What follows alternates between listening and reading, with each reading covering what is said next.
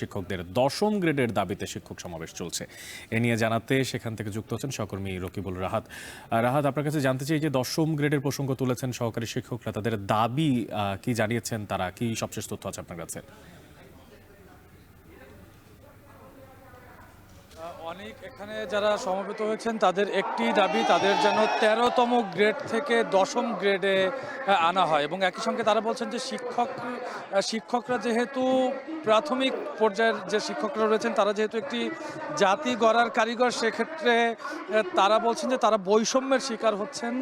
একই সমমানের ডিগ্রি নিয়েও যেখানে সরকারি বিভিন্ন প্রতিষ্ঠানে অনেকে দ্বিতীয় গ্রেডে আছেন, সেক্ষেত্রে তাদেরকে তৃতীয় শ্রেণীর কর্মচারী করে রাখা হয়েছে বলেও কিন্তু এই সমাবেশ থেকে তারা অভিযোগ করছেন। এবং তারা বলছেন যে সেই বৈষম্য দূর করে তাদেরকে যেন দ্বিতীয় শ্রেণীর কর্মচারী করা হয়, অর্থাৎ 10ম গ্রেডের মাধ্যমে।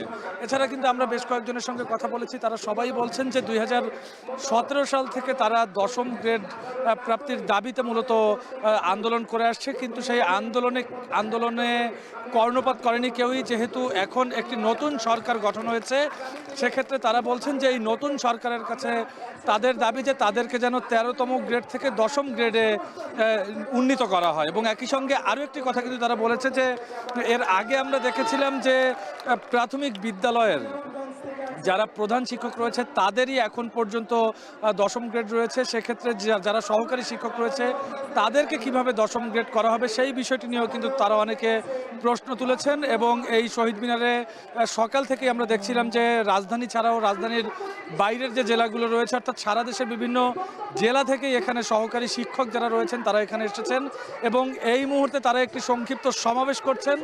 সেই সমাবেশ থেকে তারা ঘোষণা দিয়েছেন যে আজকে দুপুর 2টার মধ্যে যদি তাদের সঙ্গে সংশ্লিষ্ট কর্তৃপক্ষ কেউ দেখা করতে না আসেন, তাদেরকে যদি কোনো রকমের প্রতিশ্রুতি বা আশ্বাস না দেওয়া হয়, তাহলে তারা এই আন্দোলন আরও কঠোরভাবে চালিয়ে যাবেন। এবং আমরা কিন্তু দেখছি যে ঢাকার বাইরে থেকে যেসব শিক্ষকেরা এসেছেন তারা এখানে বক্তব্য রাখছেন এবং সেই বক্তব্যের মধ্যে কিন্তু তারা সবাই একটি কথা বলছেন যে তাদেরকে 13তম গ্রেডের মাধ্যমে তাদেরকে অসম্মান করা হচ্ছে বলে তারা অভিযোগ করছেন। এবং এই বৈষম্য দূর করতে তারা বলছেন যে তাদেরকে যেন খুব শিগগিরই সরকারের পক্ষ থেকে 10ম গ্রেডে উন্নীত করা হয় এবং সেই সংশ্লিষ্ট যে প্রতিশ্রুতি বা যেসব নিয়মকানুন রয়েছে সেগুলো যেন খুব শিগগিরই মেনে তাদেরকে এই সংশ্লিষ্ট কোনো ঘোষণা দেওয়া হয়, তবেই তারা এই আন্দোলন প্রত্যাহার করবে।